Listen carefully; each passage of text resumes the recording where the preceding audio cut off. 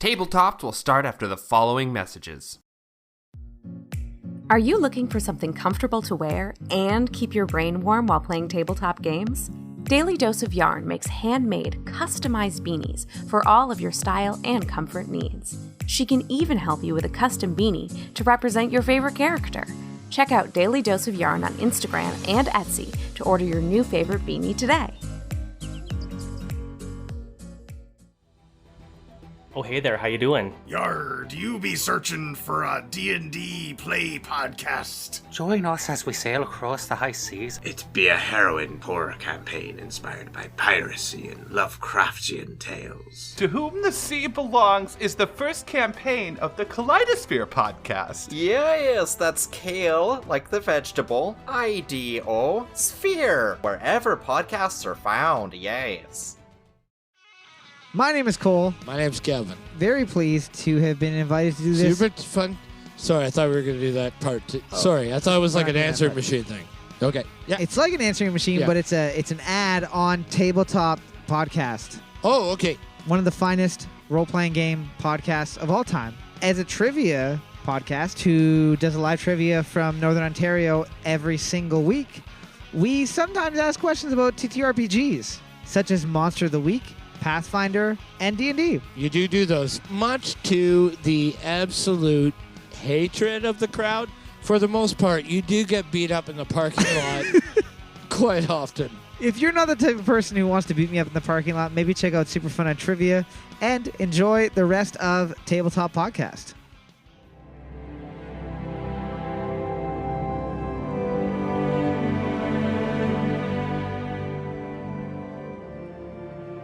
Welcome back, everyone, to another episode of Tabletopped. This week, we are talking about one-shots. How to run them, how to make them, how to write them, and how to make sure that they don't last 6 sessions. If you're interested in seeing more about the show, you can always go to our website at tabletoppod.com. You can always leave a review if you want to help the show. And everybody, please, please, please, keep us subscribed in your feed. All October, we are doing multiple shows a week, and it will be good to have them automatically download to your phone so you don't miss them. All right, everyone, enjoy the show.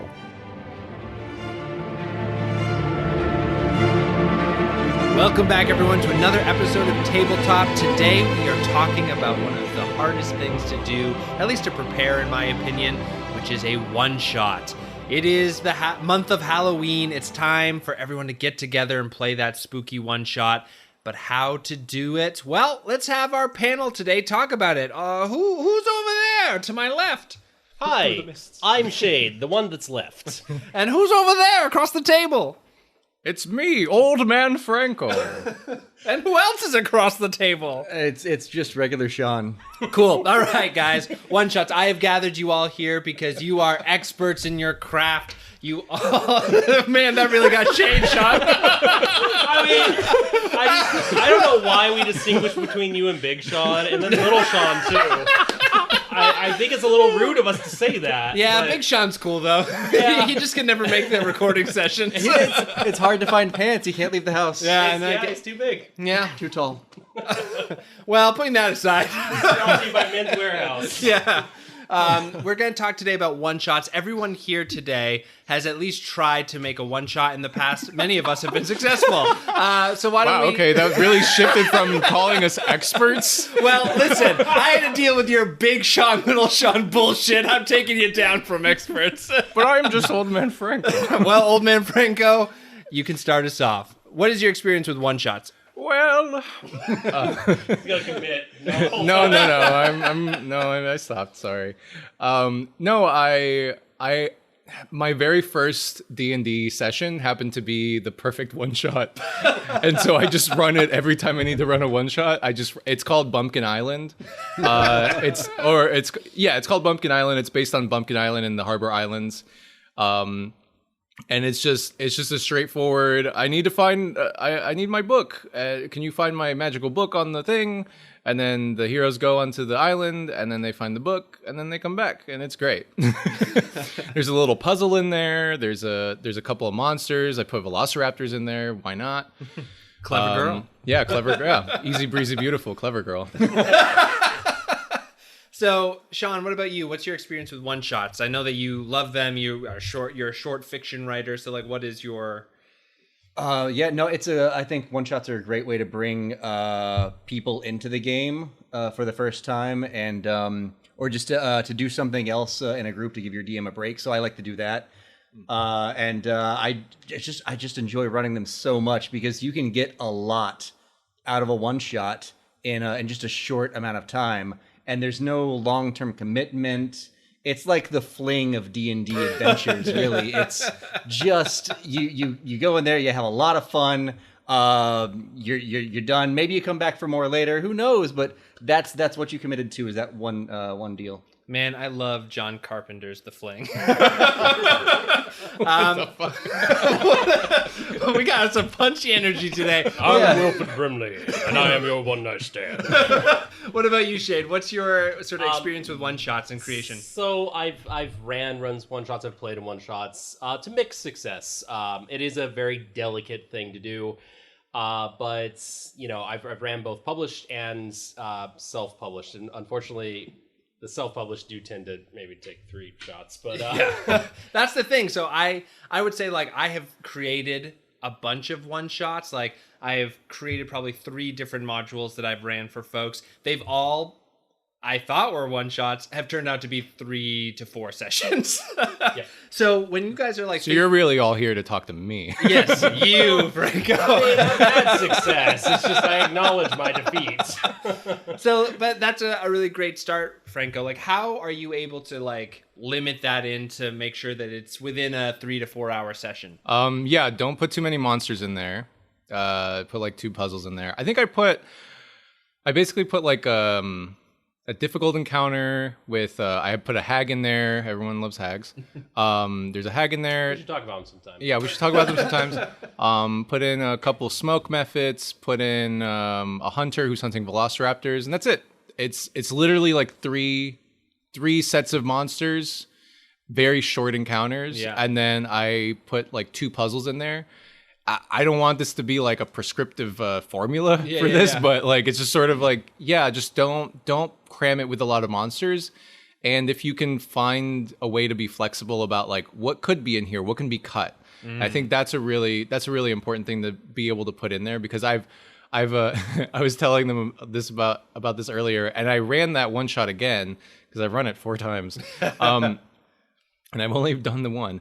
But I've run it 4 times, and the last time I ran it for these 2 friends of mine who've never played D&D before, and they they were kind of at the end, and we were like, this was kind of fast. Like, they were able to figure out like the puzzle and the mystery and stuff, because everyone else that has played in it has like kind of struggled with it. Yeah. But they kind of immediately got it, and I was like, oh, okay, I'll just throw in another combat encounter. Nope, they one of them died. Oh shit. Yeah. So I was like, oh, I didn't mean to do that. I'm sorry. So definitely be like flexible enough to be able to like add and subtract things, like if something's like not necessary, and also like just speeding it up and just being like, okay, you know, you're here because you want this thing, like just go in, like don't go in with any preamble. Yeah. Don't even let them make any backstory. Just tell them. Just roll all the stats randomly and get them started. Yeah, especially like if they come into the pre-gen character, or they just give them the hints and like let them create their character before the one shot. Get that all out of the way so you can devote all your time to this story and this adventure.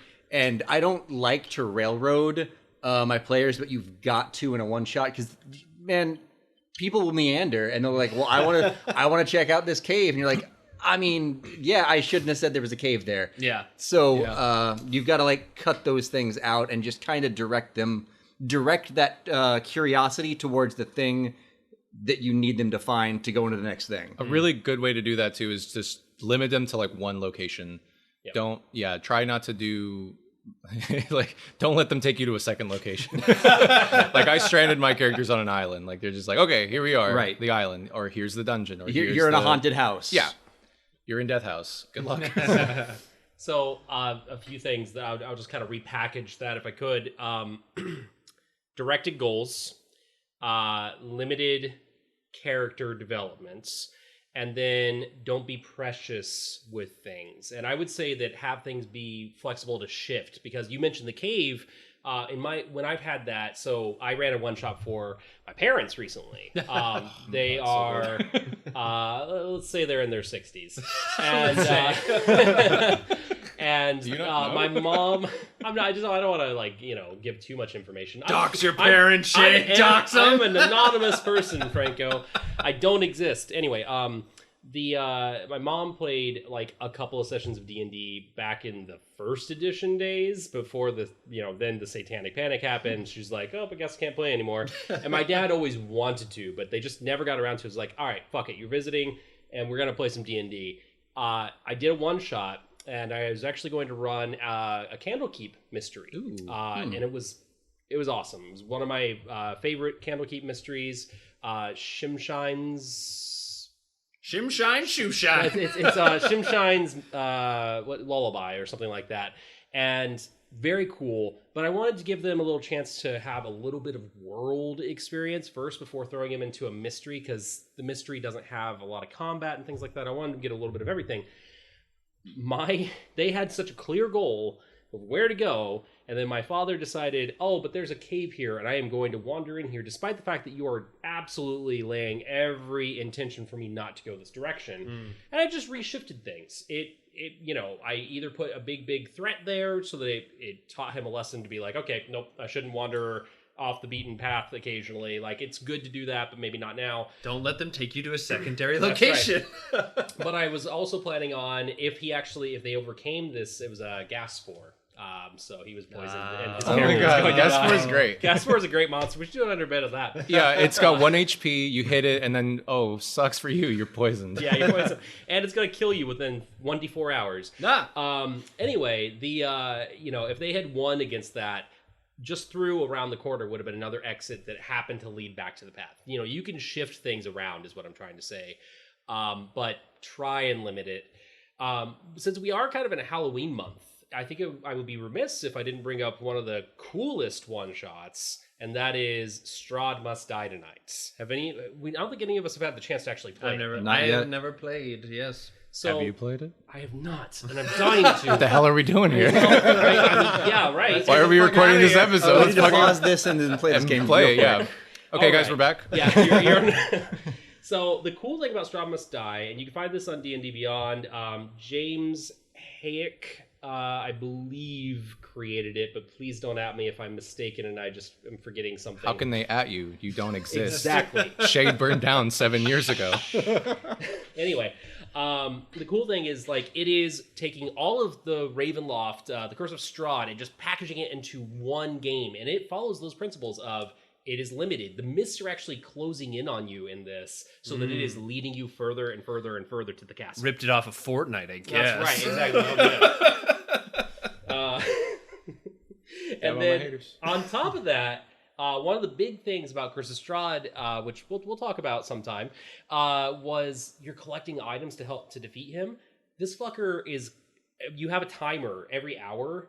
He comes and says, "Oh, I see that you're only doing so well. Here is a thing that will defeat me," right? Because he is cocky as shit and thinks you can't be beaten. Yeah. And so he just hands you the shit. It's the sun sword that he doesn't give you, and when you find it, he's like, "Oh fuck, I fucked up." So, yeah. Yeah, I mean, the thing for me as well about one-shots, and it's especially... So I just ran something called the Tomb of Annihilation, which was the epilogue of a campaign we were doing, just a little treat for everyone who'd been part of it. It was supposed to be a 2 episode, much like The Hobbit. It grew in the telling. Exactly. And I think looking back on it, it was 2 rooms where I had offered a bunch of different options, and my thought was in the tavern room, if you guys remember, that people would go to one and then be like, and then leave. But then people wanted to see the rest of the stuff. And so I think that if you are going to make a one-shot with options, that you have to sort of time lock it so that they try something, they move on, because otherwise, and I mean, it's honestly just because people are showing interest in your game, and that's awesome. But they're going to want to check out every little thing that you've made. and so you have to like sort of balance that impulse that your Make it characters boring. have. Yeah, just make it really shitty and boring. You have entered the DMV. There are 3 lines. Which one do you get into? Shit, I want to play that now. That's hilarious. Like a haunted DMV where it's like some weird shit's happening as you're waiting in line and you have to figure out what's going on. Okay, we'll have to make that now. I think that's just it's just control. Another thing you can do with another thing you can do with one shots that's fun is you can kind of base it off of a movie because you've got the perfect beats for the movie. One of my favorite one shots that I've run 3 times is based off of Predator, just the first Predator movie, and it's so much fun. I basically just had the adventurers like meet somebody in the tavern. It's like, hey, I need your group to team up with my group and go stop these pirates from preventing trade. And so they go to this island. It's one location, and they find some of the pirates. They're hung upside down, Predator style, and they find some other pirates. You do the pirate encounter, like, oh great, we've got the things, and then it just follows the beat of the Predator movie so well because they don't know that they're being hunted. Yeah, and then I think it wasn't until I had the half orc take off his specialized Gatling gun crossbow and start firing crazily into the trees that everybody was like, I've seen this movie. See, it wasn't until you said get to the crasher. We rode in on a ship called the Wave Chopper. Yeah. Yeah, it was the yeah. And then Arn Blacksmith was like, get to the chopper, and everybody's like, oh god, bastard. But that is a lot of fun. So I'm wondering, do you all use specific strategies at all when I'm building a one shot? I don't exclusively use this, but I really like to lean on the 5-room dungeon. Yeah. That's how I built the one shot that I built. I used the 5-room dungeon. Yep. For those unfamiliar, the 5-room dungeon, it doesn't have to be a dungeon, but the idea is there are essentially 5 major beats. And I think, you mentioned using movies, Sean. I think that's really the best advice I would ever give about one shots is it should be scenes. You should know that there are going to be this many scenes. We just recently played, outside of 5th edition, 10 Candles, which if you've not already listened to our review on 10 Candles, which is either out or will be out. Do it now! But that is inherently built around 10 scenes. And scenes are just really where it's at. You want to number the scenes, whether it's 5 with a 5-room dungeon, or if it's 10 and 10 candles. Just kind of pick a number. These are the beats you have to hit, and hurry them along as you need. What are all the beats? For the 5-room dungeon, yeah. Let's talk about those. So, the first one's the Guardian.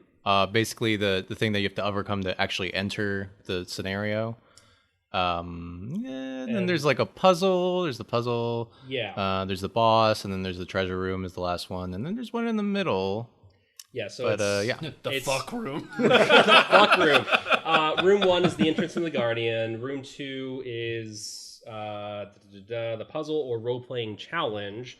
Room 3 is the trick or setback. And so that's kind of like because it's you're midway through, right? So the idea there is, we are doing really great things. The other shoe has dropped. So things feel dire for a moment as you go into the next 2 rooms. Room 4 is the climax or big battle and conflict. And room 5 is the reward, revelation, or plot twist. Yeah. Actually, now that I'm thinking about it, I think I did try to use that, but I used the 5-room dungeon for all the islands of the 13 islands. That makes sense. But with Bumpkin Island, I did not actually. I hadn't read that yet. So it was actually more like just a really small dungeon with branching paths. So like you can do it with the 5-room dungeon, but what I had was just a sort of like a looping dungeon with different things at each place, and you needed to go to a couple of those places in order to like understand the mystery before you get to like the last place, and then you break the curse that's on the island. Spoiler alert: there's a curse on the island. But yeah, like if you can make these different rooms or different areas or whatever. They don't necessarily have to follow those beats, but like having like a set number. I think I had like 5 or 6. Maybe that's why I was thinking that I had used it for that. But if you just, kind of, use those to allow the players to have some kind of agency as well, like, and not feeling like they feel like they're being railroaded, like they feel like they have choices. But just limiting those choices to just those like 5 things. It's like, yeah, you do this one first, and it's like, what happens if you do that first versus doing that first?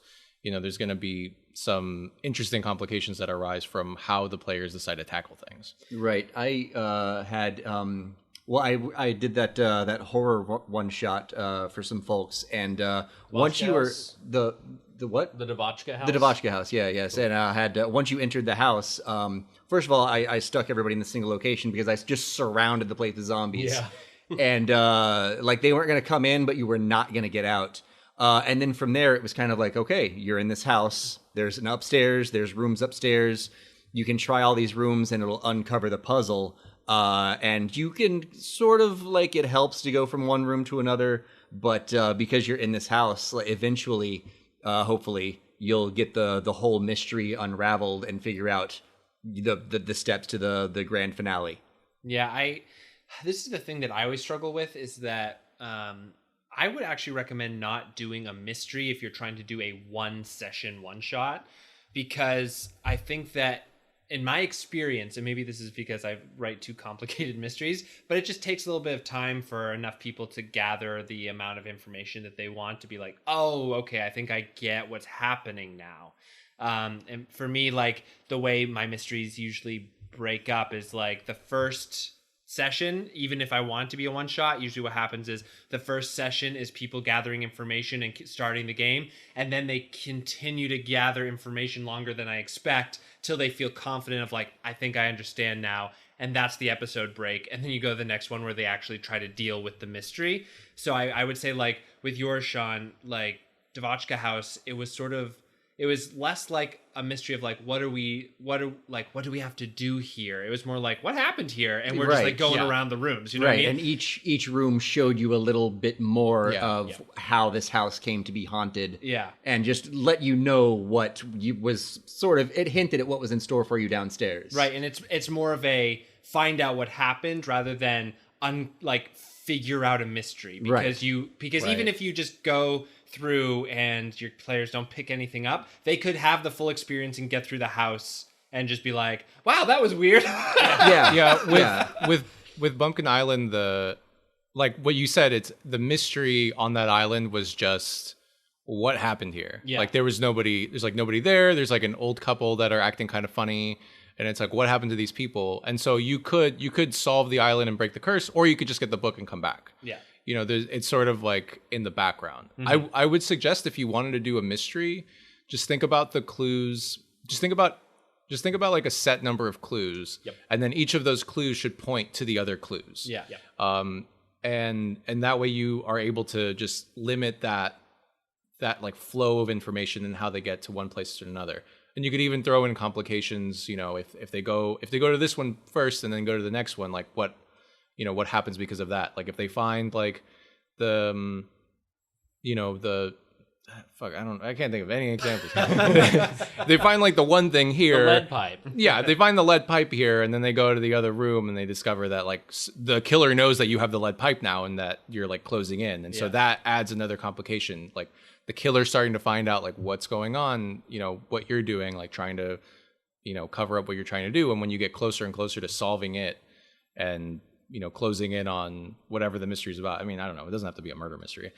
But I would say that, like, if you are going to, and like you just kind of indicated to it, I think a solution, if you're trying to get them to solve a mystery, is put a timer on it. Yep. So like Monster of the Week does this really well. It builds in the doomsday clock, but you could just be like, you have until sundown before everyone turns to stone, and you have to figure out how to like fix this before then. And then as a GM, if you're like looking at the clock and you're like, ooh, it's 8 o'clock. We only have like 2 more hours. Oh guys, it's noon. Like, what are you guys doing now? And just continue to push them. Yeah, definitely. So just to timers, don't be precious with your stuff. Put the guardrails up so they know where they're driving, and limit the specific content challenges that they're going to face. And I think that's good general advice for no matter what TTRPG you're going to do for a one shot.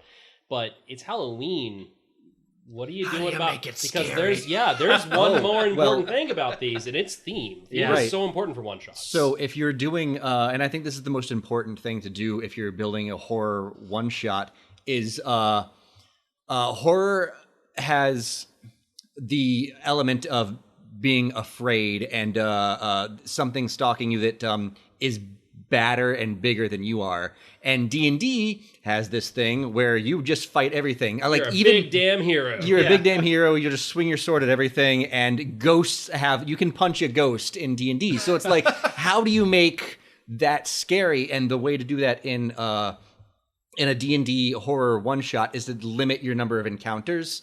Have your encounters where you can't just hit the ghost. You could it has to be a thing that you do rather than something that is attacking you. Like you can have the specter like creeping in the side of your vision. You can have like the ghosts giving you clues and like hovering things in the air. You can have a magical a music box that just turns on by itself and leads you in a direction. It's all about atmosphere, but limit the number of encounters, because once you can fight something, you and defeat something, that takes the suspense and the tension off of the board a little bit. So until you're ready for that final reveal, just small nudging creepy things. I would even say like don't do combat until the end. Yeah, right. Like I would Yeah. say like the end thing, that release valve is going to be the combat. Everything up to there, just make. I would suggest though, if you are running it for like first timers, to give them like a small combat encounter, maybe Yeah, like an intro. easy one, like an easy one or something. Like Devotchka House has the zombies that you're trying to get past to get right, inside, but right? the zombies come once the haunting starts. Yeah. So that's just to keep you in the house. Well, Yeah. you will quickly realize if you try to fight them, there are way too many. Yeah. The combat encounter that I rolled had in the 14 Devotchka house was the mannequin that you could only fight when the candle was lit, Right. Yeah, which yeah. which kept Fucking the scary. suspense because you couldn't see the mannequin kept blowing out the candle, and it wasn't about it wasn't about defeating this mannequin. It was about getting the candle relit so that you can hit it the few amount of times that you had to, because it was relentless otherwise. And in that way, that's really good. Yeah, it was essentially like a puzzle disguised as combat. Exactly. Yeah. Yeah, I think that's really cool. I was thinking about like how you can use monsters. I think Sean, you talked about this in the horror episode, maybe, where you have the monster like stalking. Think about the monster's tactics. Like if the monster's it's the walls are made of bones, and the monster is like swimming through these like tunnels and stuff, and is able to grab one of you and drag you in, and then like Who hasn't been there? Yeah, that's not a dungeon I'm working on right now. Tuesday night. And then they like drag you in or something, and then like that's the encounter. You get your friend loose, and then you're just like, what the fuck was that? Yeah, it's not a big combat thing, but it leads you towards the final big bad and give you glimpses of it, because that's what's scary in a horror movie, is once you see the thing, it's not as scary anymore. But like when it's just off in the periphery, when it's just lurking in the shadows, when it's just grabbing at your leg and you barely manage to get away, when it's breathing down your neck and you turn around and there's nothing there. Oh, just like in the Universal Studios ride where the alien like breathes on your neck. So this actually brings up something. Now I'm sure, dear listener, that you are a wonderful player and you've never looked at stat blocks when you weren't supposed to. But in case you've had the impulse, or maybe you DM and so you just happen to know a lot of these monsters, I would really recommend, especially if it's a pretty robust and largely played system like D&D, completely take away all the elements of the monster so that it's, it is not called a vampire, it is not called a zombie. Like, call it something else, make it so that you're kind of, and change a few things in the stat block so that, like, if they figure out, oh, that's just an owlbear that's been reflavored, it's maybe got an extra ability, or it has different hit points, just because that ratchets up that tension a little bit more, because it takes away that known quality. Yeah, once they've figured out, if they happen to figure out what the big bad is before, then that's just like, oh, well, then this is how we defeat it. Yeah. There's also so many ways to do like a scary encounter. my favorite way, like Shade and Frank will remember maybe the mill in Lakewood where you ring a bell. So I sent them to this. I'm still there. I'm still in the picture. That's why I don't have glitter. So yeah, this mill was essentially like 4 or 5 wings. No, it was 3 wings and then an under mill. And each wing of the My mill. favorite Hobbit. The under mill. The undermills. And each wing of the mill was its own kind of scary encounter. And it was all having to do with like ghosts essentially. But the one that I feel still really good about was you guys went into this like essentially foreman's office, and they found like this picture on the wall of all these people like working at the machines from like 1920, and then they like looked away because all of the machines outside sounded like they had just started up, and then they looked back at the picture and it was empty. And they started They were like, all at work. Yeah, they were all at work. And then they started Clock in. and they started like looking around, and they heard like people start screaming outside and like this like thudding sound. And they found like newspapers within the foreman's office about how the foreman had come to work and killed everybody and like dragged them into his office. And they were like, oh shit, because they fire them. Yeah, it was layoff season. But like they Giving them the axe. Yeah, and they started hearing a series of footsteps getting closer and closer to the office, and there wasn't a monster to fight. They just had to like quickly figure out what happened, and like I forget what it was, but there was like some MacGuffin that you guys had to find and like in the safe. Yeah, in the safe. It was like his pocket watch, I think. Yeah, they had to get his pocket watch and then like put silver around it because all of the ghosts in this world emanated out of objects that had strong memories on them, and so they had to like catch the object and seal it up. And so like a Pokemon. Yeah, exactly. And so basically all I did was there's the timer of this thing's going to come in the room. It's going to kill you all.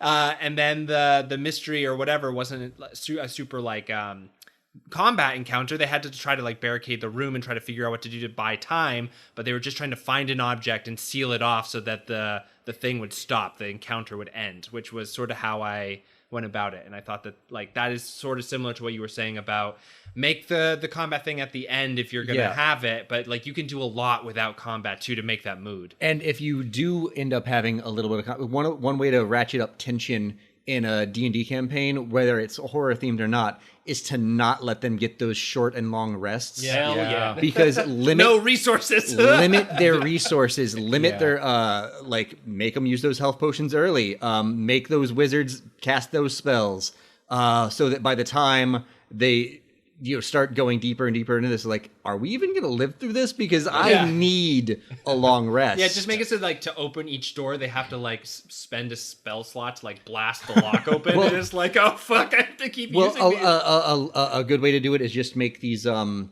sort of like I did with the mannequin, or like I did with some scarecrows in a different horror shot. The monsters they were fighting were just going to keep coming back up. So what they had to do was figure out the way in the room to stop them from coming back up. Like, oh, here's the key. Yeah. All I have to do is like grab this key underneath this shadow or touch this whatever. And so the monster, they stop approaching me. Yeah. I've hooked the lantern onto the horse's back. So now I don't have to fight this, because they will throw those fireballs at those scarecrows, and the scarecrows just dust themselves off and get back up. And they use their healing abilities, they use their spells, and then it didn't take very long because it was an easy puzzle. But they're not like, oh god, I just wasted like a 3rd level spell, and I've only got 2 more of those. So I love this for a one shot, and absolutely do it. Burn those resources, but just as a general plea to DMs. Limit your long rests in big campaigns and increase those short rests in big campaigns, because I feel like they don't happen enough. Anyway, but short rests are important. But that's there was a dungeon that I just finished running. It took 3 sessions, but I mean it's part of the campaign, so it's not a big deal. But yeah, like they were really thinking about taking a long rest, and I was like, okay, you could, and they were like, oh, maybe not. And then like when they got to the final encounter, the sorcerer had 1 spell slot left, and then like they were just completely depleted of resources, and it was great. Yeah. And they made it out. Like an idea that you could use to do this sort of thing is like and we were talking about this on the Discord a little bit, but like have a dungeon where everything inside is rapidly mutating. So the longer the longer it takes for them to exterminate the things in this dungeon, the worse it's going to be. So like they take a long rest, and that goblin is now, some sort of awful like zombie monster or whatever.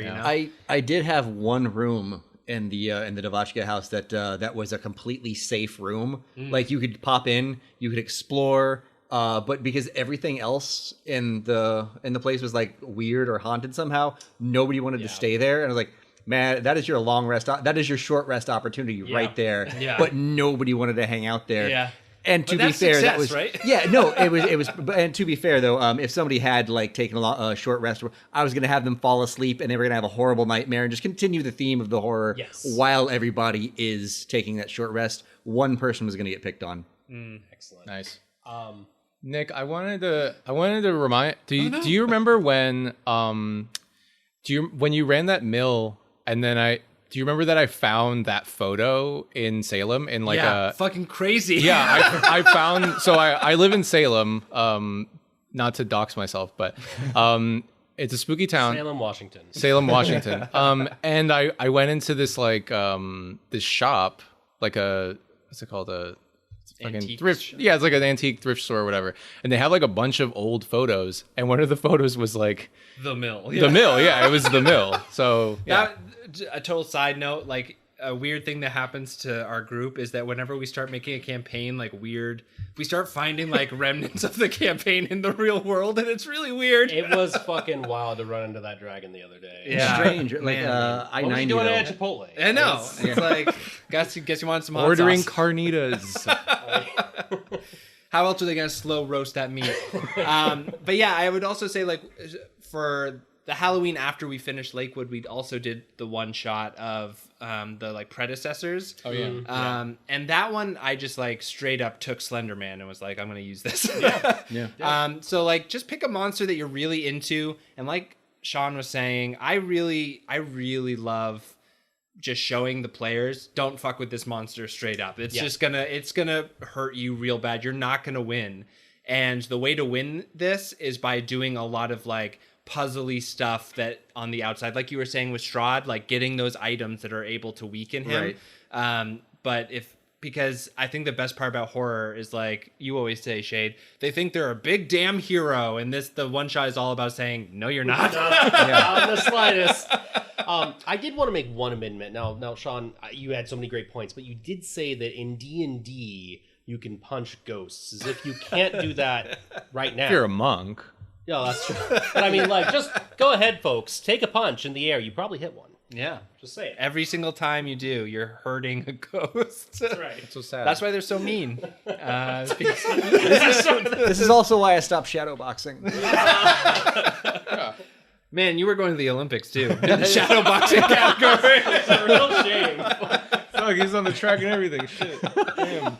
All right, so we're coming to the end here. I want to just go around with some ideas that, like, either things that you've started with to build your ideas, like we talked about the 5-room dungeon, but either germs of ideas that got you started into making a really successful one-shot, or things that you can offer people for this month if they're like panicking, wanting to throw something together. Yeah. Oh God, it's Halloween. What can they do to like throw something together really quick that's successful? You know what? I feel like I'm a broken record on this, but don't be afraid. Always go ahead and make your own stuff, but don't be afraid to go and look for other things, because there are a lot of great pre-made one-shots out there. That are also free. They're also free. Even if you don't follow them to the letter, they could inspire you to do something really great on your own. Yeah, honestly, that's a great idea, is like take the sketch someone has already made and then just like kind of fill in the blanks that you want. But just make sure when you're doing that to not make it too complicated to stretch it into 2 nights. But beyond that, just make sure to follow the advice we've kind of laid out here. Keep it limited. keep it on the rails. And or don't follow it. And Or don't do follow not it. We're let not- your yeah. and do not let your players stand up and go to the bathroom a lot. It really eats into the time.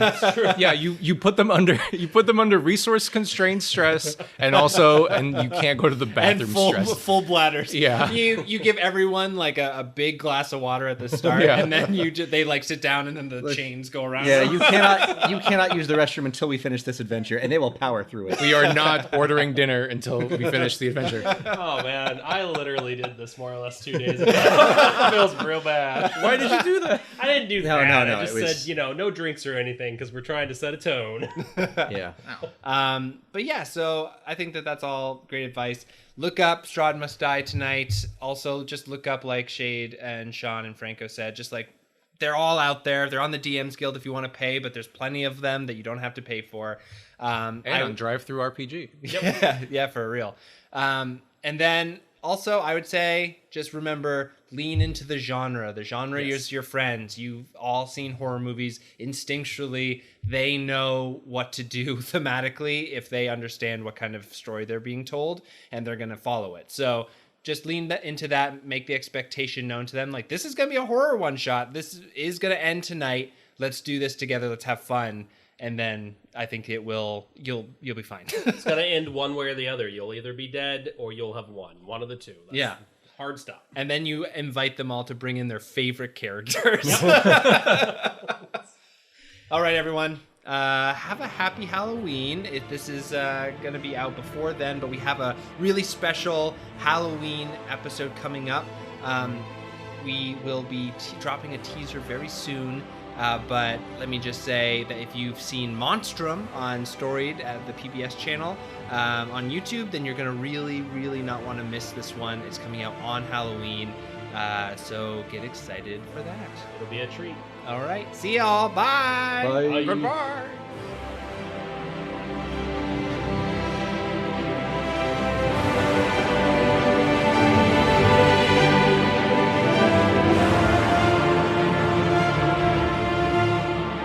Well, there you have it, another episode of Tabletopped come and gone. If you like the show, you can support us by liking the podcast and giving us a 5-star rating on Apple iTunes. You can also leave a review, always helps. You can also come to our website at tabletopppod.com or go to our Patreon if you want to financially support the show at patreon.com/tabletopped. If you're interested in buying some ad space with Tabletop, send us an email. You can either go to our website and hit the contact form there, or send us an email at tabletopppodcast@gmail.com.